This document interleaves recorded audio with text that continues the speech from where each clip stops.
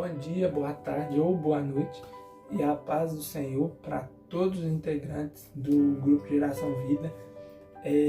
Eu vou explicar o porquê desse vídeo no final. Eu sei que eu falo demais, eu não vou estender demais nesse vídeo, vou ficar de olho aqui no relógio.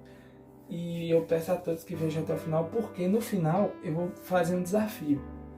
E eu creio que vai ser muito interessante, uma boa proposta. Então eu peço por favor que vocês vejam o vídeo até o final, né? Então vamos lá. Eu vou falar um pouco sobre o livro de Neemias, que é o livro que foi proposto para as igrejas da nossa região do bairro das Indústrias estudarem para ter a nossa gincana de adolescentes no bairro das Indústrias. Então vamos começar sobre o livro, a estrutura do livro, vamos pensar um pouquinho em como o livro foi escrito.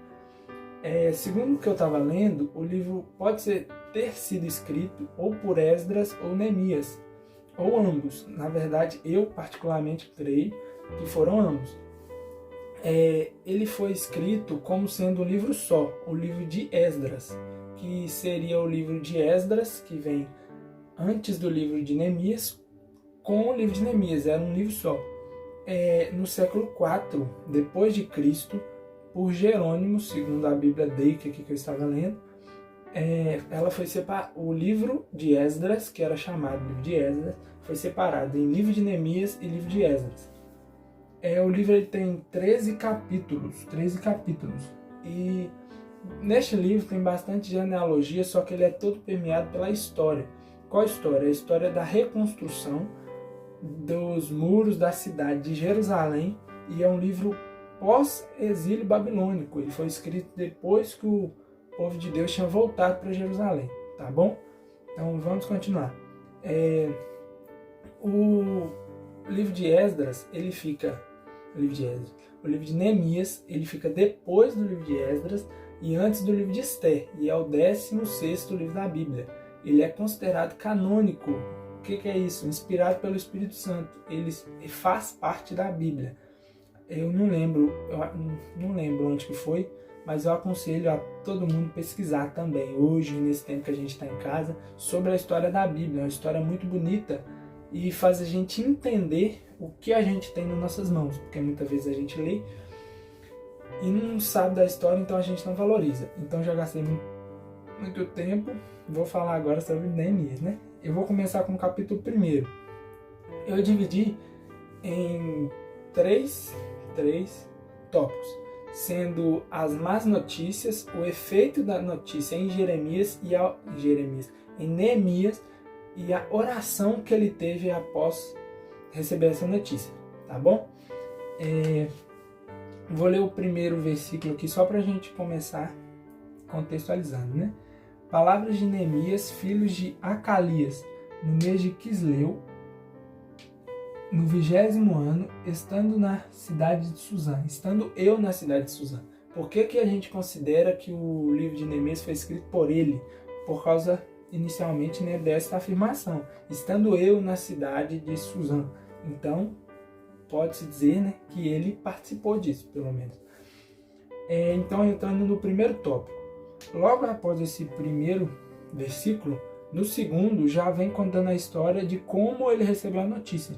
Chegou alguns judeus na cidade onde ele estava, para ser mais específico, Anani, um de meus irmãos, entre aspas, né, de Judá, com alguns homens que chegaram. Naamã perguntou para eles qual que era a situação de Jerusalém. E no versículo 3, começa a narrar, contar o que eles disseram. Vamos ler também. Disseram: os restantes que sobreviveram ao cativeiro lá na província estão em grande miséria e desprezo. Uma pausa. Separei também tópicos aqui, então para a gente ir pausando e comentando, né? Os que sobreviveram, foi mais de uma geração que ficou presa na Babilônia. Então teve muitas mortes lá na Babilônia. Eu estava lendo esses dias Jeremias 29 e também está falando sobre é uma profecia, na verdade, Jeremias 29. É uma profecia, aconselho a ler também. É uma profecia sobre o cativeiro babilônico. E lá Deus ordena, Deus manda que o seu povo, o povo de Deus, se estabelecesse criassem casas, os jardins que eles plantassem lá na Babilônia. Então o tempo que eles ficaram na Babilônia, eu acho que foi 80 anos. Mas para voltar exatamente para Jerusalém, como cidade, montar a estrutura novamente, foram mais de 100 anos. Então nós podemos ver a situação que estava a cidade, destruição e miséria. Eles estavam vivendo nessa situação. Segunda coisa, que é muito importante, se a gente fosse conversar aqui, seria muito tempo, dá para pesquisar demais, ver muita pregação, vídeo no YouTube. Vamos lá, no YouTube, qualquer outro lugar. Em grande miséria e desprezo, primeira coisa. Segunda, os muros de Jerusalém estão derrubados. Os muros, toda cidade antigamente, ela tinha uma muralha em volta. A gente conhece isso bem pela história de Jericó, né? Que o povo de Deus, seguindo as ordens de Deus, cantaram, gritaram, rodeando os muros, né? E Deus fez com que as muralhas de Jericó caíssem. Então, esse é um exemplo que as cidades eram fortificadas, tinha um muro em volta, pela proteção do povo da cidade. E em Jerusalém, a cidade do povo de Deus estava sem os muros. Os muros da cidade estavam destruídos. Não só os muros de Jerusalém estão derrubados e as portas queimadas. O pastor Maxwell mesmo um dia pregou, ele fez um estudo com a gente nas quarta-feiras, saudade, né? Sobre Neemias, e ele estava falando uma frase que eu achei bonita que ele falou, é que não adianta ter muro se não tiver porta. É óbvio, mas é muito, muito interessante se a gente parar para pensar. Uma cidade pode ter o muro mais forte que for, mas se a porta for algo frágil, é fácil de entrar. As portas, mesmo com muros fortificados, estariam abertas para os inimigos. Então, a situação de Jerusalém estava caótica, estava, vamos dizer, quase um caos, porque eles estavam desprotegidos fisicamente, né? Porque Deus continuava protegendo eles, isso é ponto, eles estavam no centro da vontade de Deus. Deus continuou guiando no plano da salvação o tempo todo. Então, vamos lá, esse é o primeiro ponto, a cidade, a forma que Naamã recebeu a notícia. O segundo ponto dividido aqui foi os efeitos da notícia em Neemias, que é o versículo 4 do primeiro capítulo. Ouvindo essas palavras, assentei-me, chorei e lamentei por alguns dias, e jejuei, e orei perante o Deus dos céus. Também separei em tópicos. Primeira coisa, ele assentou, ele parou o que ele estava fazendo, ele sentiu aquele baque, aquela situação. É tipo quando você recebe uma notícia muito ruim, aí você senta e fala, Jesus, sabe? Vocês entendem, né? Não, assim, todo mundo, eu acho, na vida já recebeu uma notícia ruim, claro, na igreja.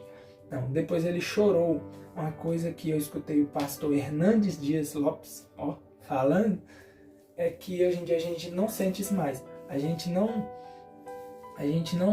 sente a dor do outro mais. A gente vê jornal, 2 horas, fala 300 tragédias, morte, e a gente sai como se nada tivesse acontecido.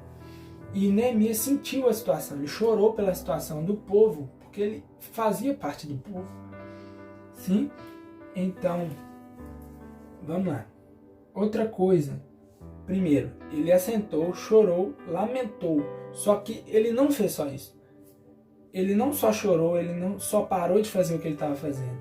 Ele não só lamentou, não só sentiu o baque. Ele teve uma atitude que a gente tem que começar a ter. O que ele fez? Jejuou e orou.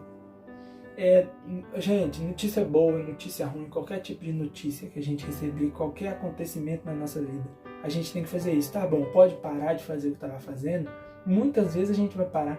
Pode chorar? Nossa, Deus, tem gente que chora demais, é impressionante. E até é bom chorar, de verdade. É bom a gente ter esse sentimento. Lamentar também. Nossa, Jesus, tem vezes que a gente pergunta, Jesus, por que está acontecendo isso com a minha vida? Por que aconteceu isso com a minha vida? Tem momentos que são assim, mas a gente não pode fazer só isso. A gente tem que aprender aqui com Neemias. A gente tem que jejuar e orar também. E não é só uma vez, ele fez isso por dias ele fez isso. E a última coisa que está falando aqui é: e orei perante o Deus dos céus. Mesmo na situação, ele reconhecia o Deus que ele ainda servia. Isso é lindo, isso é fenomenal. Então vamos lá. Primeira coisa, a notícia e a situação da cidade. Segunda coisa, o efeito da notícia em Neemias. que está no versículo 4. E agora o terceiro tópico, que é o que eu vou tentar não render mais, porque já passa 10 minutos. A oração de Neemias. A oração de Neemias começa assim: eu disse: Ah, Senhor, Deus dos céus, Deus grande e temível, que cumpres tua aliança e usas de benignidade para com aqueles que te amam e guardam os teus mandamentos. Eu comecei a pensar na situação que Neemias estava. Eu, se fosse orar nessa situação, a primeira coisa que eu ia falar: Jesus, o senhor não sabe o que está acontecendo. Não, o que ele fez? Ele primeiro adorou a Deus pelo que Deus é. Independente da situação, as características, o mérito de Deus continua sendo o mérito de Deus, continua sendo Deus. E ele fez isso. Primeira coisa, ele adorou. O que é adorar? É glorificar a Deus pelo que Deus é. Depois, ele louvou a Deus. O que é louvar a Deus? Louvar é tipo louvar mesmo. Você falar assim: ó, atitude louvável, parabéns pelas suas atitudes. Vamos falar assim porque eu acho que é fácil de entender.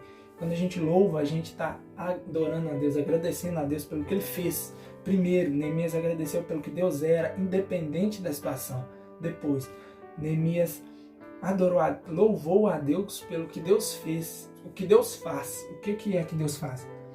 Olha aqui, ó. E usas de benignidade com aqueles que te amam e guardam os teus mandamentos. Ele entendia que Deus não só era um Deus que fica lá no céu, que fica guardado lá, quietinho. Não, ele é um Deus benigno. Ele falou qual que era a relação que ele podia ter desse Deus.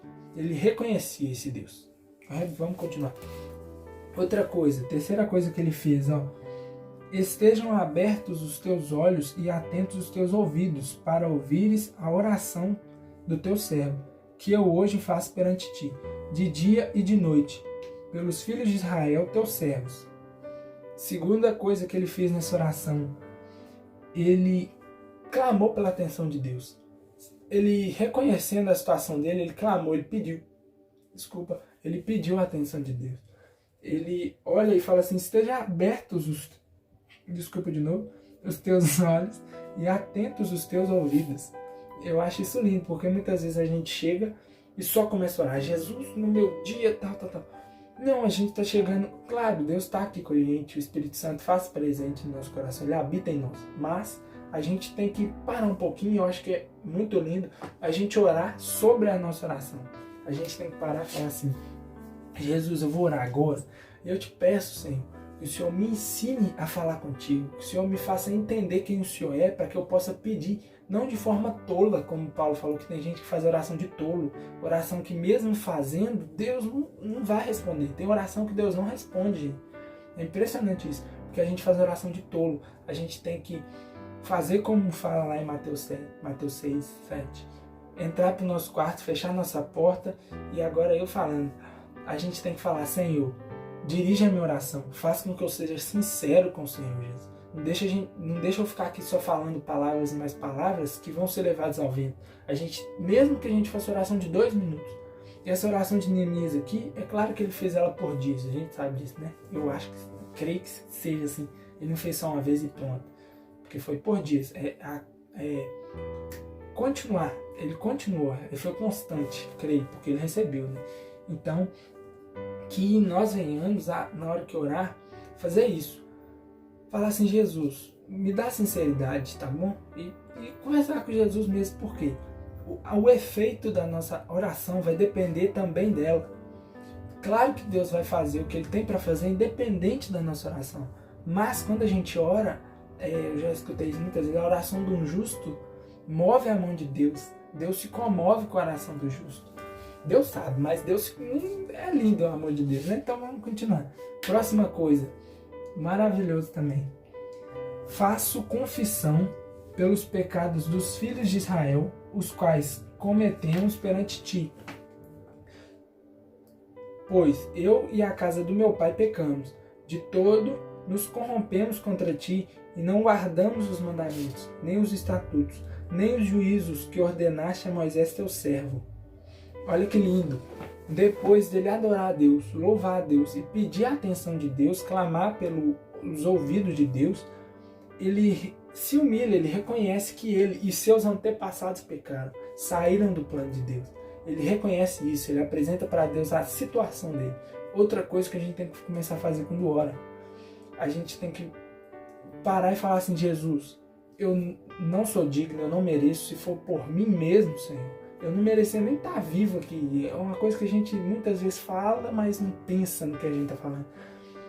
A gente tem que confessar para Deus os nossos pecados. Eu peguei aqui e anotei Provérbios 28, do Provérbios 28 e 13. Fala aqui sobre o que a gente chama de arrependimento. Eu devia ter aberto antes, mas vamos lá, já cheguei. 18 e 13. Se você se apressar a dar a sua opinião... Não, peraí. 28, igreja, 28, olha.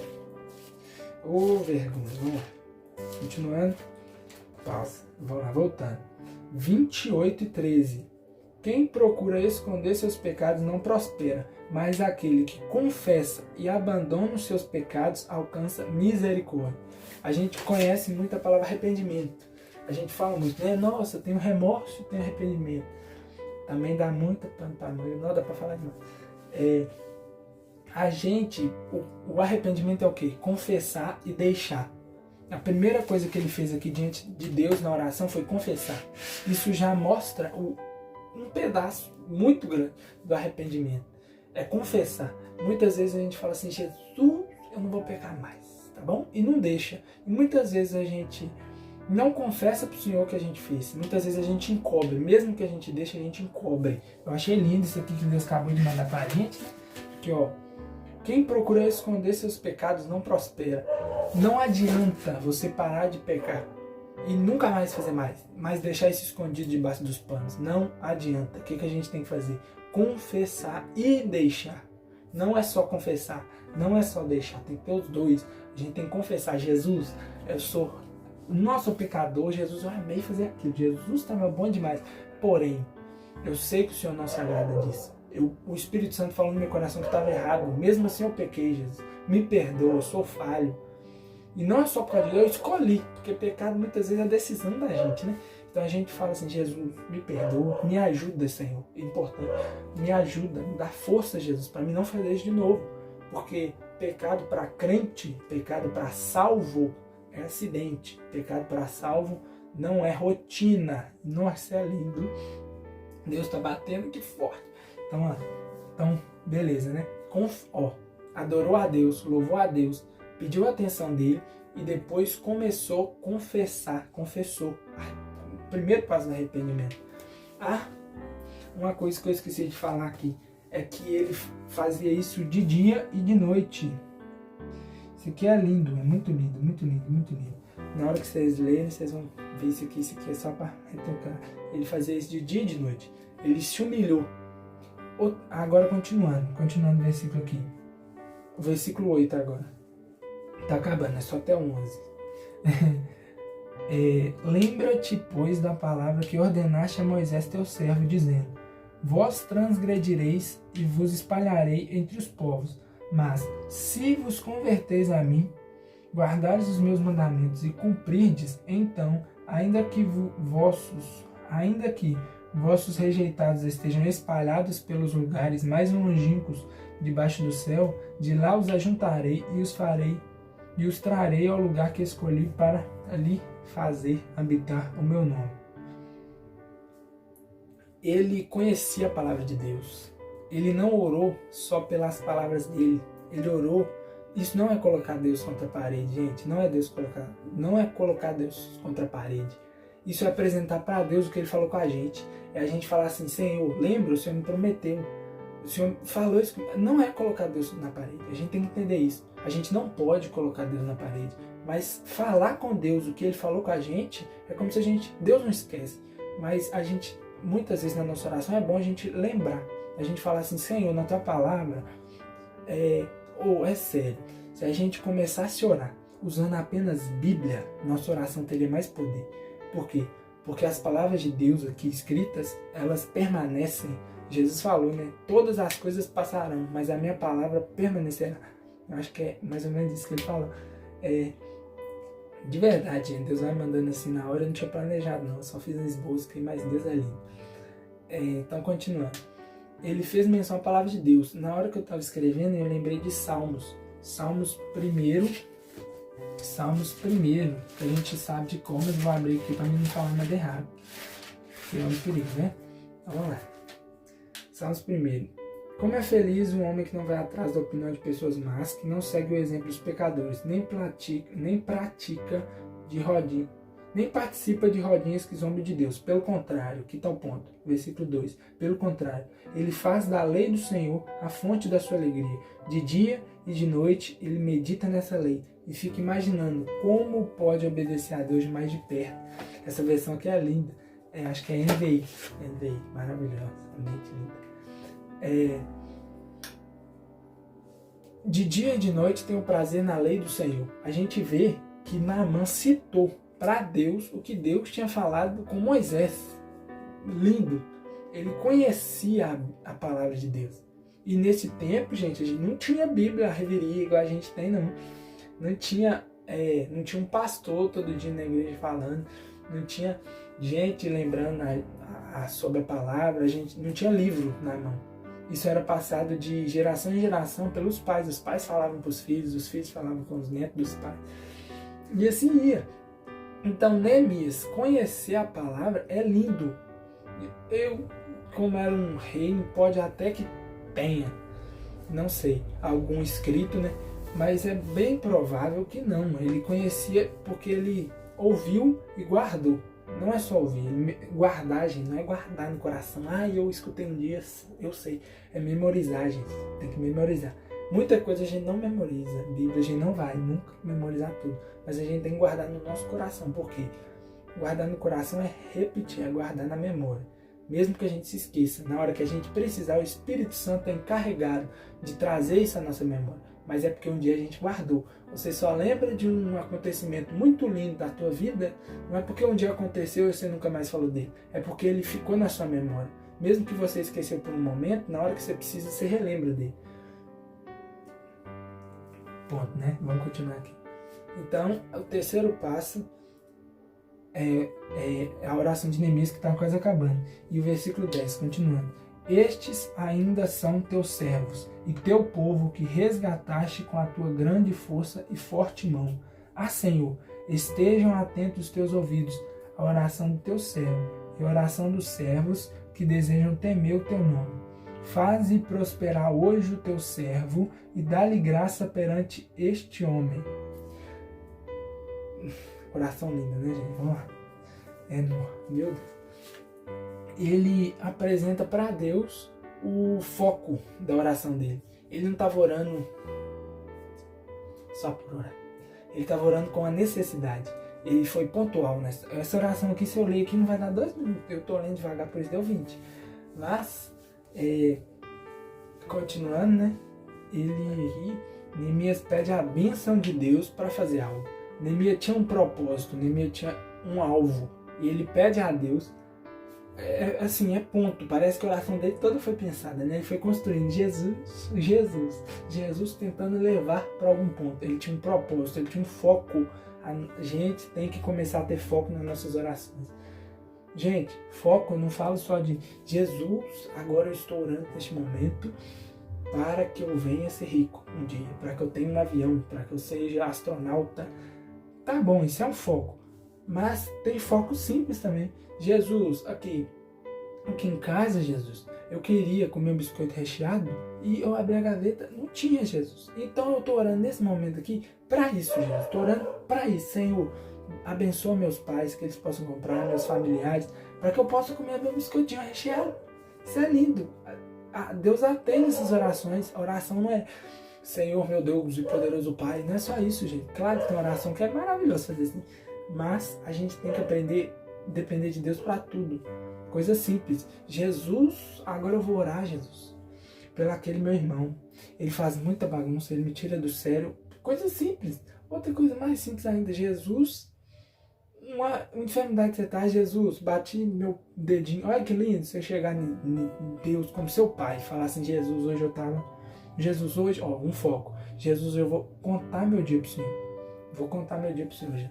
Eu acordei, na hora que eu tava meio zonzo, eu bati o dedo na quininha do pé. E tá doendo até agora, Jesus. Um foco. Jesus, meu dedinho tá doendo demais. Se o senhor puder curar aqui, vai ser maravilhoso, Senhor. Imagina eu contando, meus amigos. Eu tava orando, meu pé tava doendo. Aí eu orei, Jesus, cura meu pé. E o dedinho que você bateu de manhã parou de doer. É coisa simples, mas seria maravilhoso se a gente fizesse isso. Então, vamos aprender com Neemias. Vamos pedir a bênção do Senhor. Vamos ter um foco. Vamos adorar a Deus. Vamos louvar a Deus. Vamos reconhecer quem somos e pedir a bênção de Deus. E isso aqui eu acho que vai já puxando para o desafio. O final do versículo 11 do primeiro capítulo. Nesta época eu era copeiro do rei. Copeiro do rei. Eu vou deixar isso aqui, então, explicando. Amém? Parte aqui boa. Por favor, se Deus abençoar que essa ideia nossa rende, isso aqui vai ser necessário. Nesta época eu era copeiro do rei. Meu Deus. Então vamos lá. Por que eu fiz isso tudo? Eu tava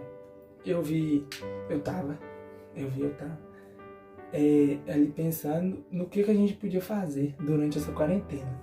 Uma coisa que a gente não precisa de se reunir. Porque se a gente começar a se reunir, vai dar, sim, pode dar um probleminha. Claro, gente, já, por favor, a igreja está aberta, está tendo culto de domingo, mas não está indo muita gente.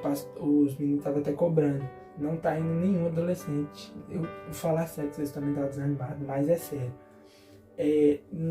Dentro do limite, gente, claro, dentro do limite, com máscara, quem puder sair direitinho, higienizado, não tiver gente de grupo de risco muito sério em casa, quem puder ir, gente, não fica sem não, por favor. Tá tendo 2 cultos, o nosso culto é o segundo culto, tá bom? Domingo à noite. Voltando, o que é essa proposta? A gente vai começar a estudar o livro de Neemias agora, e eu, para dar continuidade a esse desafio, a Dárdara, a fazer um vídeo estudando o capítulo 2 de Neemias. E a Dárdara, essa aqui é o desenrolar da brincadeira, que é sério. A Dárdara vai fazer um vídeo, ela tem 2 dias, 48 horas para fazer esse vídeo e enviar no grupo. Pode ser, tem muito jeito, gente, pode ser um vídeo de 2 horas que dá para mandar. Você posta no YouTube, na sua conta no YouTube privado, ninguém vai ver, só para quem você mandar o link, aí manda no grupo. Tem também no Google Fotos, se for um vídeo pequeno dá para mandar no WhatsApp mesmo. Então, eu desafio você, Dárdara, espero que você veja o vídeo, em nome de Jesus. Eu desafio você em 2 dias, hoje é sábado à noite, então até segunda-feira à noite, é o horário que eu tô fazendo o vídeo, né? Eu acho que eu vou conseguir mandar hoje, em nome de Jesus. Dárdara, fazer sobre o capítulo 2 de Neemias. Amém? Que é lindo também, maravilhoso. Explicando que se você quiser trazer reflexão, deixa Deus te usar na tua vida. Aí depois, no final do seu vídeo, no começo, se você quiser, onde você quiser, você desafia outra pessoa a fazer sobre o capítulo 3. Entendeu? E assim vai. Se você quiser desafiar o Dudu, a Sara, a Júnia, quem você quiser, tá bom? Tem muita gente para desafiar. Então, gente, por favor, não fica acanhado não. Esse vídeo aqui, que é o que eu acho que eu vou colocar, já é o 100º, 90º, 40º, milionésimo, 109º. Olha aqui como é que eu tô. É sério, é difícil, mas sai, gente. É muito gostoso porque o Espírito Santo começa a falar com você. Então, de verdade, Dárdara, em nome de Jesus, agradeço a todo mundo que veio até aqui. Em nome de Jesus, Deus falou comigo. Nossa, vocês não têm noção, menino. Na hora que eu escrevi, vou mostrar pra vocês os bastidores, fazer outro vídeo mostrando os bastidores. Porque tem 3 Bíblias aqui, um papel cheio de anotação. Depois eu vou mandar uma foto pra vocês verem minha bagunça. E outra coisa, sobre o lugar que eu tô, depois eu falo. É muito gostoso saber disso. Jesus ali. Amém? Muito obrigado, Deus abençoe vocês. Igreja, em nome de Jesus. Jesus pode voltar durante a quarentena ainda. É sério, tem muita gente brincando de ser crente. Brincava de ser crente na igreja. E tá vendo que agora a pessoa não é crente em casa. Gente, de verdade. Vamos consertar com Jesus. Vamos ficar com as nossas vestes limpas. O que tem de pecado, gente, o Espírito Santo veio para isso. Ele é auxiliador. Não sei qual dificuldade você está tendo com o pecado, mas Jesus pode te curar, Jesus pode te livrar. De verdade. Que Jesus traga conforto para todo mundo aqui, no nome de Jesus, já fazendo como oração, receba aí, em nome de Jesus. Amém? Deus abençoe vocês. Vamos lá agora, tudo aqui na live. Tchau pra vocês, a paz do Senhor. Amém, igreja.